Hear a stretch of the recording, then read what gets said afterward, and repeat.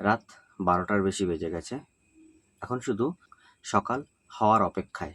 সকাল হলেই সমগ্র ভারতবর্ষ, হিমালয় থেকে ভারত মহাসাগর পর্যন্ত এবং পূর্বে অরুণাচল প্রদেশ থেকে পশ্চিমে গুজরাটের খাড়ি পর্যন্ত স্বাধীনতার আনন্দে আনন্দিত হয়ে উঠবে। আমরা সবাই মেতে উঠব ভারতের ৮০তম স্বাধীনতা দিবস উদযাপন করতে।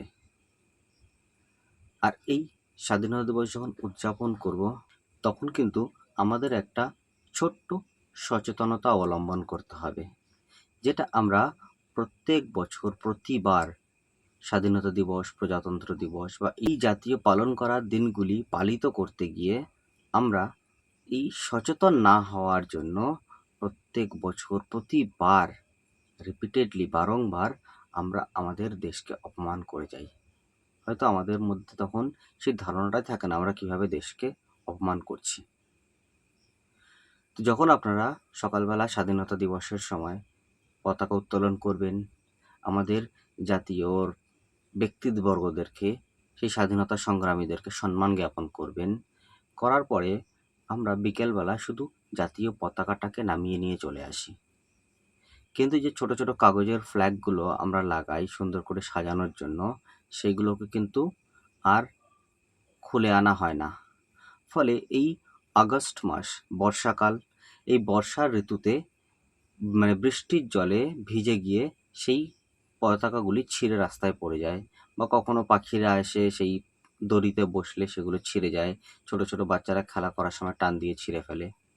আর রাস্তায় পড়ে থাকা পতাকাগুলিকে আমরা পরের দিন সকালেই পায়ে মারিয়ে চলে যাই। তবে যদি আগের দিনকার আমরা খুব মন দিয়ে ভক্তি শ্রদ্ধা করে জাতীয় পতাকাকে সম্মান জানালাম, স্যালিউট করলাম, আমাদের মাথা নত করলাম তার সামনে, আর ঠিক তার পরের দিন যদি আমরা সেই পতাকার উপরেই পা দিয়ে চলে যাই, তাহলে এটা দেশে কীরকম সম্মান দেওয়া হয় নিজেরাই বিবেচনা করবেন। তাই যদি আপনি প্রকৃত ভারতবাসী হন, সত্যিই দেশকে সম্মান করেন, দেশের ভালো চান বা একজন প্রকৃত দেশের নাগরিক হয়ে ওঠেন, তাহলে এই কাজগুলো থেকে বিরত থাকবেন।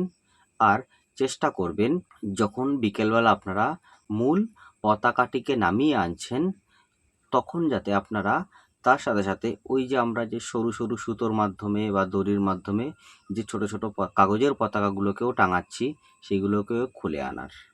আর সেগুলোকে এমন একটা জায়গায় রাখবেন যেখানে সেটাকে অপমানিত যাতে না করা হয়, কেউ যাতে পায়ে না মারায়।